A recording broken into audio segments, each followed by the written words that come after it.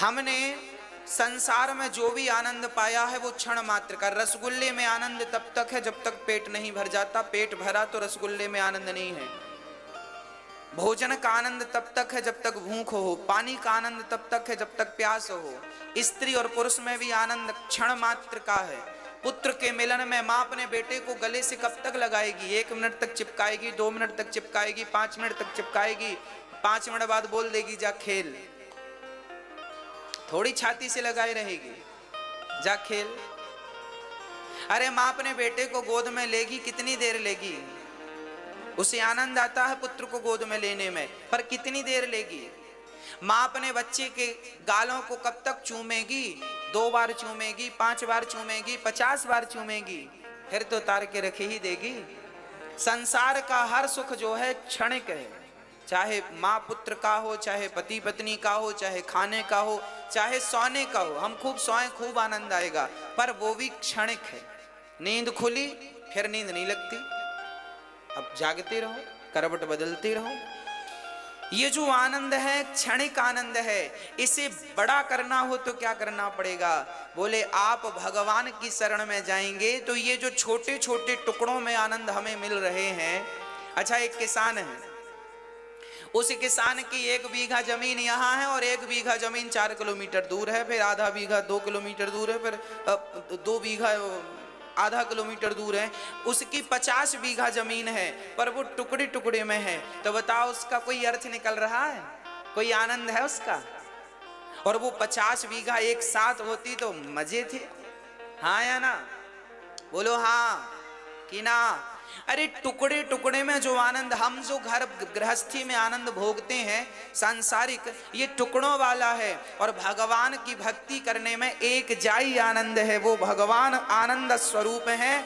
एक साथ 50 बीघा है। जब यहां से पुण्य करके तुम जाओगे भगवान के धाम, गौलोक धाम, तो भगवान वहां आनंद की अनुभूति कराएंगे। वहां आनंद है। ये संसार सागर है, इस संसार में आनंद टुकड़ों में है। अच्छा, आप बताओ, आपके परिवार में, आपकी गृहस्थी में 3.5 घंटे हम आपको रोज कथा सुनाते हैं 7 दिन तक, और आप जब से सुनते हैं जब तक आरती नहीं हो जाती तब तक आपको आनंद का अनुभव होता है, हाँ या ना? कथा में इतना लंबा आनंद संसार में आज तक आपने किसी भी सब्जेक्ट में पाया हो तो मुझे बताओ। 3.5 घंटा आप कथा नित्य सुनते हैं, आपको 3.5 घंटा पता नहीं चलता, मतलब आनंद की अनुभूति होती रहती। आनंद आ रहा, इस कथा में, इस प्रसंग में, इस दृष्टांत में, इस भजन में आनंद आ गया। ये आनंद 3.5 घंटा रोज आता है, कंटिन्यू आ रहा है। अब बताइए, रेगुलर 3.5 घंटा आपको घर में कहाँ आनंद आता है? ऐसा कौन सा काम है जो 3.5 घंटे आप करते हैं? क्या 3.5 घंटा खाएंगे? खाने का आनंद कितना है? हाँ, खाने का आनंद ज्यादा से ज्यादा 7 मिनट का है। हाँ, पहला निवाला ज्यादा आनंद दिया था, दूसरा और कम, तीसरा और कम, चौथा और कम। जितना खाते जाओगे आनंद कम होता जाएगा, हाँ या ना? 3.5 घंटा बताओ कहाँ आनंद है? कहीं नहीं, ना तो पत्नी में, ना पुत्र में, ना परिवार में, ना कहीं। मेरी मां 3.5 घंटा आनंद केवल इस संसार सागर में कथा में आनंद है। देखिए, जिनकी कथा में रेगुलर 3.5 घंटा का आनंद है, जब हम पुण्य करके भगवान के दर पे जाएंगे, द्वार पर जाएंगे, तो वहां वह आनंद, जिस आनंद को हमने यहाँ टुकड़ों में पाया है, वही आनंद से करोड़ों गुना आनंद परमात्मा गौलोक धाम में, साकेत में, बैकुंठ में हमें वो नित्य आनंद प्राप्त होता है। उस आनंद तक पहुंचने के लिए इसको करना पड़ता है, कथा कीर्तन। भगवान को क्यों पाया जाता है? भगवान को पाने के पीछे भी एक स्वार्थ है, हे नाथ। हम संसार में आना जाना नहीं चाहते, हमें नित्य अपने धाम में रखो, क्योंकि वहां यहाँ से ज्यादा आनंद है, वहां यहाँ से ज्यादा सुख है, वहां यहाँ से ज्यादा अच्छा है। इसलिए हमें वहां रखो, अपने साथ रखो, अपनी नित्य लीलाओं में रखो। यहाँ तो हम आपको भूल जाते हैं, वहां तो आपका दिन रात चिंतन होगा नाथ। इसलिए हमें अपने धाम में रखो, अपने चरणों में रखो। तो आप यदि आप इस आनंद से संतुष्ट हैं तो फिर ये आनंद तो मिला ही है। पर ज्ञानी जन यदि आप इस आनंद में उलझे रहे ना तो बड़ा घाटा हो जाएगा आपका। टुकड़ों टुकड़ों में कितने बीघा जमीन बनाओगे, एक जाई बनाओ। एक जाई तो भगवान को पाकर ही संभव है। इसलिए एक दिव्य आनंद भागवत क्या करती हैं, सच्चिदानंद रूपाय।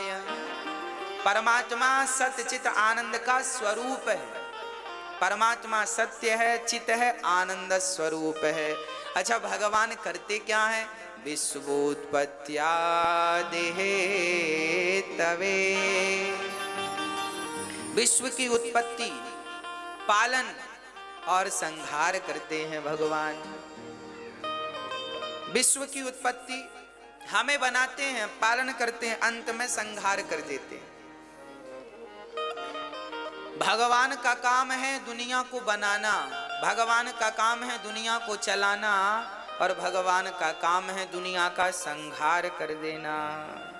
हाँ, अच्छा, भगवान की शरण में जाएंगे तो करेंगे क्या हम? बोले भगवान सारे दुखों से मुक्त कर देते हैं। तापत्रय विनाशाय। 3 प्रकार के दुख होते हैं। कौन कौन से? दैहिक, दैविक, भौतिक तापा। राम राज्य काहू नहीं व्यापा। 3 प्रकार के दुख होते हैं। कोई तन दुखी, कोई मन दुखी, कोई धन बिन रहते उदास। थोड़े थोड़े सब दुखी, सुखी राम के दास। कोई तन से दुखी है, कोई मन से दुखी है, कोई धन से दुखी है। अच्छा, दुखिया संसार है, क्यों? दुखिया इस संसार में, सुखिया मिला न कोई। सारे दुखिया हैं। महाराज जी हम बड़े दुखी हैं, महाराज जी हम बड़े दुखी हैं, हम बड़े दुखी हैं, दुखी हैं, दुखी हैं, दुखी हैं, दुखी, सब दुखी। अरे कभी तो कहा करो कि हम सुखी हैं, मत कहा करो हम दुखी हैं। अच्छा, आप कहते हैं महाराज जी हम बड़े दुखी हैं, ये बताओ आपका दुख क्या है? क्या दुख है आपको? बोलो। एक्चुअली दुख किसी को नहीं होता मेरी माँ। आप लोग ना सुख की उम्मीद ज्यादा कर लेते हैं, इसलिए आपको दुख लगता है, होता नहीं है। एक उदाहरण से मैं अपनी बात आप तक पहुंचाता हूं। 2 पंडित जी थे, सुनिएगा। 2 पंडित जी थे। दोनों पंडित जी को एक सेठ जी ने भोजन पे बुलाया। हमारे घर पंडित जी भोजन करने आना, निमंत्रण है। पंडित जी गए।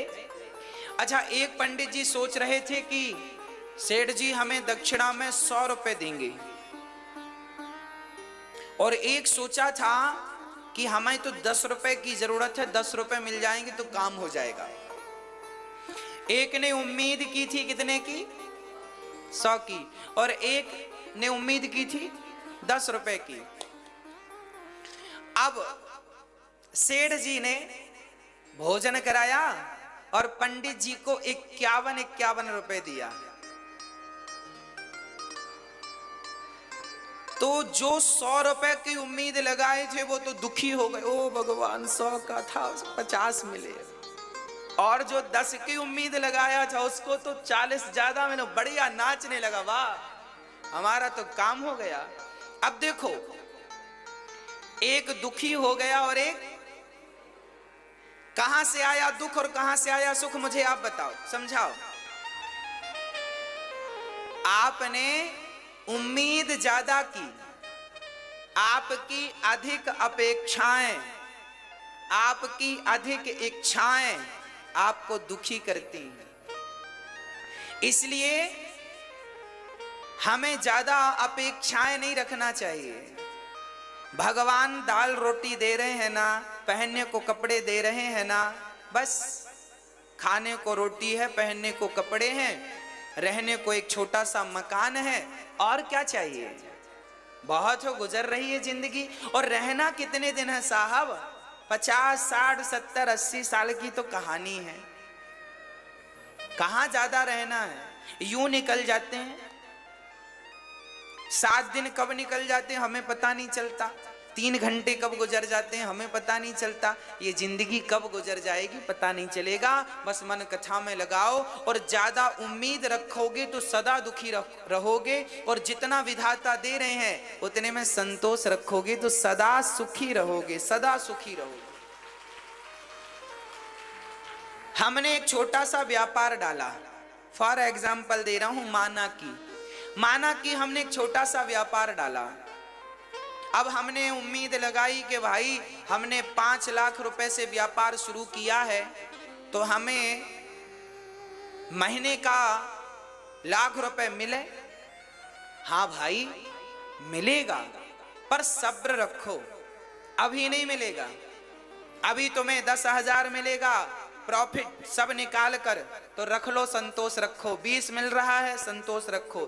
50,000 रुपए बच रहे हैं, संतोष रखो। लाख रुपए बचेंगे, उम्मीद ना तोड़ना, भगवान पे मेहनत करना मन लगा के, बस सफलता मिलेगी। हम लोग क्या है, ज्यादा अपेक्षा रखते हैं। 5 लाख लगाए तो हमें लगता 5 लाख महीने पे आना चाहिए। कैसे आएगा? पागल हो क्या? 5 लाख महीने की अपेक्षा रखोगे तो दुखी हो जाओगे। मेहनत बराबर करो, आएगा। 5 लाख भी आएगा, 10 लाख भी आएगा और 50 लाख भी आएगा, पर उस स्तर तक पहुंचने के लिए थोड़ा वक्त तो लगेगा, समय तो लगेगा। सब्र रखो, भगवान पर विश्वास रखो और मेहनत मन लगा के करो। मुझे विश्वास है आप संतोष रहना सीख ली। जिस फील्ड में है, जहां है वहां रहिए, पर संतोषमय जीवन हो। जितना विधाता दे रहे हैं ये समझिएगी कृपा है विधाता की, बस दाल रोटी चल रही है। एक दिन विधाता ऐसा करना कि कोई दिन ऐसा ना है कि घर पे चूल्हा ना जले। सदा आपकी आरती होती रहे, आपका पूजन होता रहे, आपका भोग बनता रहे, बस आपका भोग रोज बनता रहे, प्रसाद रोज बनता रहे, आप खाओ और आपका दास खाए, आपका परिवार खाए। बस कोई साधु आ जाए, 2-4 लोग आ जाएं तो वो भी भूखे हमारे घर से ना जाएं। विधाता इतनी लाज रखना बस। बाकी तो देखो, पैसों की तो कितना भी मिल जाए, हमारा एक कमरा भर जाए पैसों से और सोना चांदी से, तो भी यहाँ संतोष नहीं होता, तो भी इच्छाएं पूरी नहीं होती। रावण की हो गई थी क्या? जिसकी लंका सोने की थी, जब उस महान पुरुष की उसकी नहीं हो पाई तो हमारी क्या होगी? हमारे घर तो मिट्टी के, उसका तो सोने का था। इसलिए भैया संतोष सबसे बड़ा धन है। बड़े बुजुर्ग संत कह गए हैं, दोहा गाए, आप याद कर लो। गौ धन, गज धन, बाज धन और रतन धन खान, जब आवे संतोष धन सब धन धूरी समान। तो मैया बताओ, आप में से दुखी कौन है?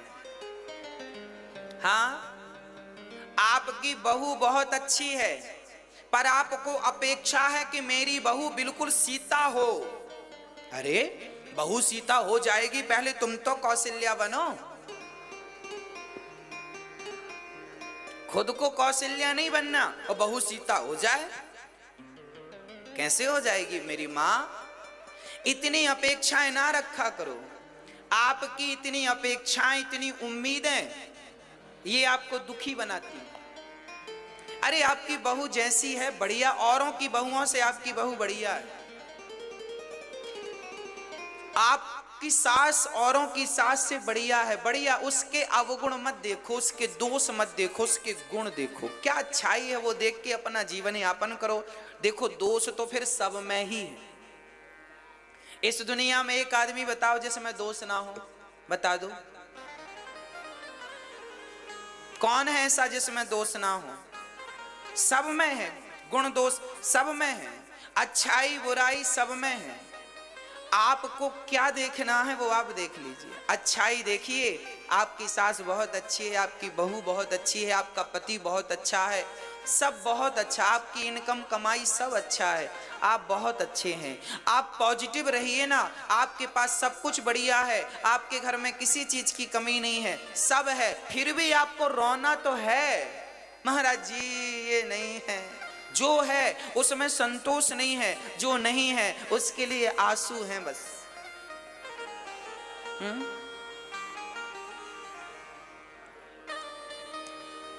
एक आदमी का एक पांव टूट गया, रोने लगा, हे भगवान एक पांव टूट गया, हे भगवान हमें लंगड़ा कर दिया।